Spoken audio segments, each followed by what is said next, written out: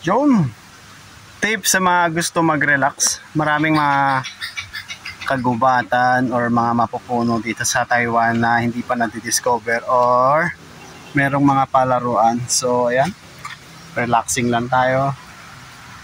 So, pag gusto niya mag-relax, ayan, oh. Diba? Hayahay ang buhay. Oh, diba? Dito tayo sa ilalim ng puno ng... Di ko alam kung anong puno yan. Paki-comment na lang guys. Pero ito nasa harapan ko is kilalang kilala niya. So, ayan.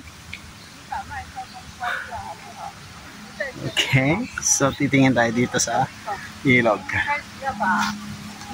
Siyempre, baka matangay ang ating iPhone. Dito tayo. Dito tayo. So, kilalang kilala nyo na yung punong yan. So, ayan. Pag gusto nyo mag-relax. Yan, no. Ilog.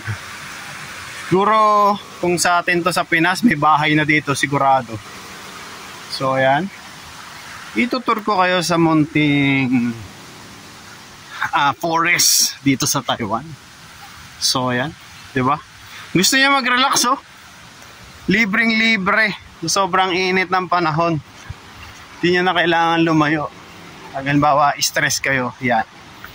So ayan, may konting ilog dito. Siguro kung sa Pinas to may naliligo na, may naglalaba, siguro may nakatira na din.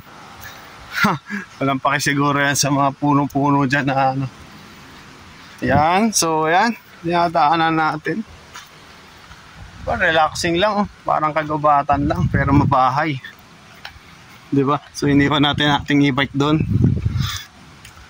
ating bike. So, yan.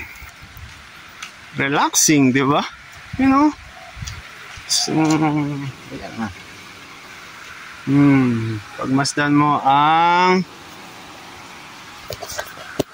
agos ng tubig. Ay, sobrang relaxing.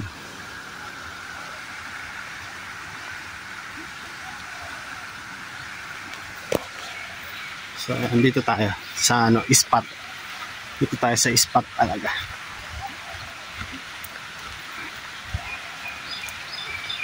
So, ayan. Ganda naman. Tahimik naman. So, ayan, oh. May pwesto pa talaga yan. Kung gusto mo pumesto. Ito, Makati ba to? Ayan, oh, di ba?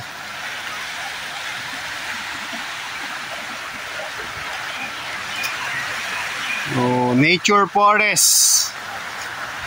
Yeah.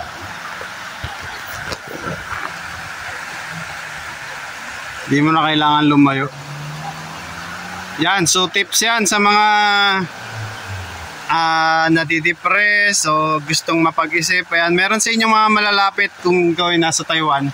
Meron mga nature forest sa inyo dyan na tahimik lang.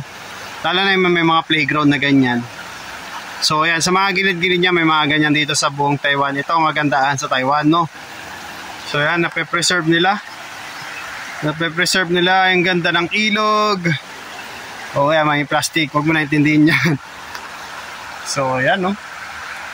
Diba? Pagmasdan mo. Parang nakaka-relax, eh, no?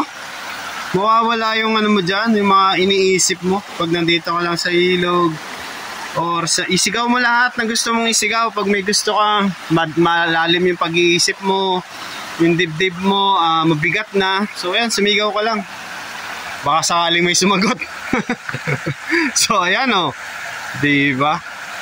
So ayan lang mga kaunggoy.